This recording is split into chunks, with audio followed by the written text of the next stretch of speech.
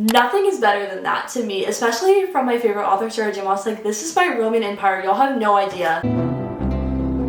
Hello, welcome back to my channel, or welcome if you're new. My name is Lauren if you haven't met me yet. Today's video is so exciting because it's not only one of my favorite videos to film in the month, but it's also kind of like a little twist on it. Okay, so today we're doing not only our May reading wrap up, but our April reading wrap up as well. We're kind of doing like a tie-in of both, if you know what I mean, and that just sounds so much fun because I love talking about books, and the fact that we're talking about double the amount is just like, nothing sounds better, you know what I mean? Yeah, last month, April, I just I don't know really what happened. I think it was like, I not only had so much going on with like graduating college, trying to find my post-grad job, like starting my career. We just recently moved, like so much was going on and I just didn't read a ton during that month. So didn't end up filming a reading wrap up for the month of April, but I'm super excited because today we're going to be doing both, as I said. So we've got a ton of books we're going to go over. We're going to do everything kind of like chronologically from the very beginning. So hopefully I remember the books that I read in April because that's been like over 2 months ago for some of them in the very beginning. So yeah, without further ado, let's just get right on into it. Okay, so this very first book I actually started on the 31st of March and then I finished it on April the 6th. So you all saw me talk about it a little bit in my last reading wrap up, but I now have my final thoughts and feelings on it, and that is Wrecked by Lauren Asher. Let me just tell y'all, I was needing like a good palate cleanser book after reading, I think it was Saving Six by Chloe Walsh in the Boys of Tommen series, and I just needed something to get me back into that reading mood and just get me excited. A good palate cleanser, if you will. And this book right here, I actually ended up giving a solid 3.75 stars. Not anything super incredible. I feel like it was good, but it wasn't my favorite thing ever. But it was honestly ranked higher than I thought it was gonna be. It follows Jax and Elena. And this series in general, the Dirty Air series, this is the third book if I didn't say that. This series follows these Formula One drivers, okay? So we have these guys with these extreme like superiority complexes as it is, but then they have their women that they just like would drop everything and do anything for, and like I love that so much. So Jax, he's kind of struggling with some mental health issues that he has going on. He has kind of like a little bit of a broken home life. His mom has kind of like a sickness going on, and he has bad anxiety and other things like that he kind of relies on addictions to fix. And then we have Elena, who comes in and she is basically there to do one job, and that is to turn around Jax's reputation within the public's eye, and she needs this job to kind of help fund her way through university. And so we have kind of an unexpected romance from that because they start out a little bit enemies. They don't like each other. They are kind of just both doing what they have to do to get through the situation, but then obviously we have kind of like the slow burn where they fall for each other, and it was just so good. Like the other two books in the series that I've read, books 1 and 2, they were good to an extent, but like this one had a little bit more of a deeper story behind it as far as like the mental health rep and all of that. I really enjoyed that part of it. So yeah, as I said, solid 3.75, would recommend. Have one more book to get through in the series, and that is Redeemed by Lauren Asher. This one is Santiago and Chloe, and then I'll be finished with this little series. It was good so far. One more, super excited. Maybe we'll read it in the upcoming month, who knows? But yeah, that's the first book we read. I'm gonna put it over here. I don't know if y'all can see, but one of my books has like a mix matched cover. Can y'all tell? Like that? Nothing makes me more irritated than that, honestly. Okay, next up in the month of April, we read Project Hail Mary by Andy Weir. Guys, this book, let me just tell you, I was so excited to read this book, and let me tell you why. I knew that it was coming out in a movie. This was like such the hype during March and April, if y'all know. I feel like everybody read this book. I was a little bit behind on the bandwagon, but I started hearing all this incredible talk about how well done the movie was, and I just really wanted to see it and read it and see what the hype was all about. Like, I've heard that the movie was comparable to Interstellar, so I was like, say less. It's literally my favorite movie of all time, if y'all don't know. So we picked up this book, read it. I gave it a solid 4-star, just because overall I feel like the science aspect of it was a little bit complicated for my brain to understand. Like, whenever I'm reading a book, I can't just skip over parts. I have to sit there and dissect every individual word until I know exactly what the story is saying. So needless to say, I sat there and read this and reread it until I understood every little scientific part, and because of that, it just took me a while to get through it. But overall, the plot line was so creative. I loved reading the story. I had no idea what direction it was going to go in whenever I first picked it up, because I did go in fully blind. Like, literally there was parts of it that I had no idea, and I'm kind of glad that I did that. It just made it more of like a surprising story to me, and I really enjoyed that. So let me see here. A little bit of the plot here, in case you're curious. We have this astronaut, Ryland Grace, okay? He is sent on this mission to basically save the world. Kind of, long story short, we have this bacterial organism thing that's kind of like eating the sun's light, and therefore Earth is gonna slowly die because the sun is slowly dying. And so we have this guy, Ryland Grace. He's sent on this mission to this other galaxy. Is that the right word? Like somewhere else. I'm bad about the terms, okay? But he's sent somewhere because in this other galaxy, this astrophage, this organism, is present, but it's not destroying the sun in that galaxy, which is called Tau Ceti. I don't know if that made any sense. And then along the way, he meets kind of this unexpected friend, and that part was just so wholesome and comedic and just brought a lot of relief to the story, and I really liked that part. So yeah, really enjoyed it overall. I was really looking forward to watching the movie. Let me tell you one theory I had while reading this book. And if you don't want to know any theories, I'll give you like a timestamp to skip forward to, but just warning you, this is kind of my theory that I had. It didn't end up happening, but I thought that Rocky was kind of this imaginary creature that he had made up in his mind to cope with the loneliness of being out there in space. Like, I've seen that done in movies before, and so all throughout reading this I was like, oh no, Rocky, he's a figment of his imagination, like there's no way. But he was real. And that part, I was like, how are they gonna do that in a film and not make this absolutely just cringeworthy? I was nervous about that, but going in, I actually really enjoyed it. I really ended up loving that story. The movie was just so incredible. Like, of course there were so many things they had to leave out because the book, there's so many scientific things that I was like, there's no way they can portray all of this on the screen. The movie felt quick, but love the story overall. Okay, sorry if the angle changed a little bit. My camera was like blinking red, so I had to charge it. But then in April, we decided to pick up Just Friends by Hilly Pham.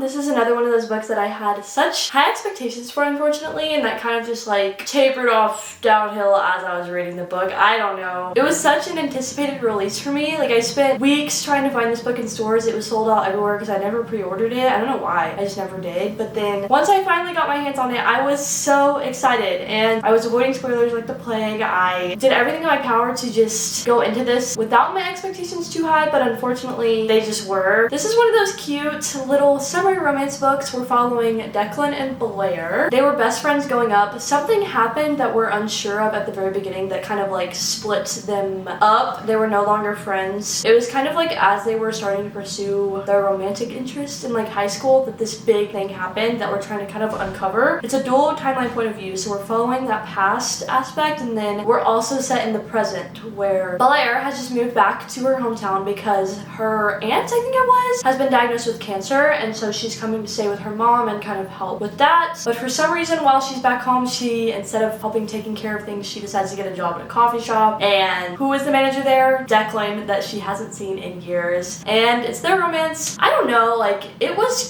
cute. It just, there was a lot of issues with it, in my opinion. Like, I enjoyed it. It read very well as a YA, but then there was also a few topics that I was like, this wouldn't really be YA, as far as like the grief and all that kind of stuff. I don't know. Like, here, let me just read my review. I said, I was really excited to read this and had high hopes, but unfortunately this one was not for me. I did not really feel the characters' chemistry. Everything felt a bit rushed and back and forth. Yeah, see, that's the thing. Like, these characters couldn't decide what they wanted to save their life. Blair was getting on my nerves with her indecision one day and the complete switch up to total confidence in her decision the very next day. And then yeah, the third act conflict, literally I was like, what are we even saying? Can you not see this? Like, how are you? I just didn't really understand it. I don't know. I can't really say much because it'll be a spoiler, but I enjoyed the cute town and the descriptions, but I just did not like our characters, unfortunately, and cannot see them lasting. Like, yeah, just the chemistry, it was not there. I'm sorry. You're telling me they knew they were in love at 5 years old? I don't even remember my life at 10 years old.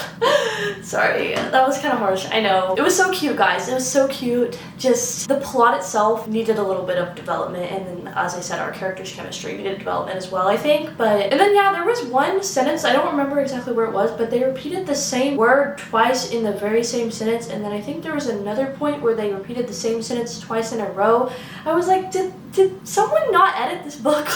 I'm sorry, like, do our girl better. Like, everyone has an editor. I feel like there was maybe a bit of a rush to get this book put out, that maybe the editing team didn't really do a fair job with it. But I don't know, I feel like if I wrote a book, I would not repeat the same sentence twice, you know? Like, I feel like I would read my own book after. I don't know, maybe that's me being too harsh, but that's just my feelings on the subject. So anyway, moving on. The next book we read was Finale by Stephanie Garber. This is the third and final book in the Carvel trilogy. Yeah guys, this book was by far my favorite book in that little trilogy. What did I end up giving it, honestly? What did I give it? Oh, a 4-star. Yeah, and then my review was literally my favorite book in the Carvel series. I feel like this just wrapped everything nice up into a good little bow. Oh, by the way, I started reading this in April and then I ended up finishing it in May. So we're approaching the May month and getting into it. See what I mean? Like, that little segment would not have been enough. Like, I read, what, 3 books? 3.5 in the month of April? Yeah. Needed to combine these 2 months into one video, guys. Sorry. But anyway, this book, yeah, just the way that this plot developed throughout this little trilogy, and like the way, like the point in which we were in this book right here really had me just roped into the story. I loved the themes, I loved our characters, I loved the plot. Everything about it was just so cute and well done. I really enjoyed it, and I would recommend this series overall. It's definitely a YA series. Carvel, if you don't know, follows this kind of game circusy event thing that comes to town, and people that play it, if they win, they're granted like one wish or this promise or some sort. Every single game is different, but the game is kind of unique in that once you're in it, everything seems real, but you can't get roped too far in because nothing is as it seems. And yeah, this book overall, like, I just love the addition of the fates, the magic system, like everything. It was just so creative. Liked it a lot, and of course I'm excited to see where the Once Upon a Broken Heart series goes. That is, you know, following this series, and as y'all know, I read this series to read the Once Upon a Broken Heart. Like, that's why I read this series, so super excited about it. And yeah, I can't wait to see where the next ones go from here, because it has like character crossovers and things like that, and there's specific points that I don't want to say what they are, but I'm excited to see if those thoughts are pursued in the Carvel series, because there's definitely some openings for future stories as far as like the daughter and things like that. If you've read it, you know. But then guys, we read the best book of this video by far. Like, sorry, we read Redeeming Six by Chloe Walsh. Guys, this is, yeah, the 4th book in the Boys of Tommen series. We're following Joey and Aoife, their 2nd book, their final book, I'm pretty sure, and oh my gosh, like, make sure your mental state is in the right place before you read this book series. Let me just tell you, Boys of Tommen, it's like an interconnected romance series. It's marketed as YA, but it is not YA, okay? It is not YA. We're dealing with some intense, triggering topics. We have Joey, who has this terrible home life and is dealing with like addictions and so many struggles. Like, oh my goodness, like abuse and just, yeah, I can't even really describe what this series is, but the way, like, their relationship together, okay? Because we have Aoife, she is like his rock, and like the way that they support each other, like, I love their relationship so much. I love them both as individuals. Such like complex characters. I love a good character study in a book, if y'all know. Like, honestly, I love a character study more than I do like the plot itself. So Aoife, she's just like this outgoing, bubbly soul, but then she has this kind of side to her as well. And then we have her struggles she's going through in this book. Really well written. Some people didn't like certain trope in it, but I honestly didn't mind it, and like these characters just deserve the world and more, and oh my gosh, it was incredible. And then if y'all read the other 2 books, or the other 3 books in the series, first 2 follow Johnny and Shannon. Shannon is Joey's little sister, and getting the little hints of them two and like how their relationship is going in this one, like, it was just so good. A lot of it repeats some of the things that happen in the first 2 books just from Joey's perspective, and honestly, some people didn't necessarily like that whenever I was reading reviews on Goodreads, but I loved it. Like, I was so curious to see what Joey was thinking during that, and as I said, I like a character study, so incredible. I'm excited to get into Taming 7 and then Releasing 10, releasing 10, but I'm also so nervous because that one I've heard is like the hardest to read, so maybe we'll give it a little bit, but I'll get into that one eventually. Then guys, so as y'all know, we read that humongous book. After that, I was like, what the heck am I even supposed to read? Like, genuinely, what the heck am I supposed to read after that? Because nothing is gonna hit, like nothing. So I decided to search up like really quick palate cleanser reads, like quick reads. So I found this book right here, Room for Two by Lana Ferguson. It only has 7,000 ratings on Goodreads, but it was so cute. Whenever you click into like the book details, guys, this book is, wait a minute, I think it was like 6 hours in the audiobook. That's, I listened to it. I don't think that it's a physical book. I'm pretty sure it's literally only an audiobook, and it was just so cute. I kind of already forgot about what it it was. Oh yeah, we have this guy Cade. He he goes to the beach and where he kisses this woman. She is drunk and so she doesn't remember the kiss, and he's like pining after her like a year later. Still, he just can't get her out of his head. And then her name is Nora. She works at a coffee shop. She's dealing with like this bad breakup, and it's kind of like them finding each other through that. And then like she remembers that she kissed somebody, but it turns out to be him. And yeah, it's the romance. It was just cute. Like, it was just cute. I don't know. I gave it a 3.25. So quick. Like, genuinely, I already forgot what happened. Like, I listened to that in one afternoon, sitting there doing my gym puzzle. Like, just a quick palette cleanser after finishing Redeeming 6. I just needed something, you know? And like, it got me back into reading. So guys, then after that, the big book news that everybody's been talking about lately is the fact that the Off-Campus series has just become a TV show. And I had never read The Deal or any of those books in the Off-Campus series. Like, I know those were so popular, I don't know, 10, 15 years ago. Wait, no, that was not that long ago.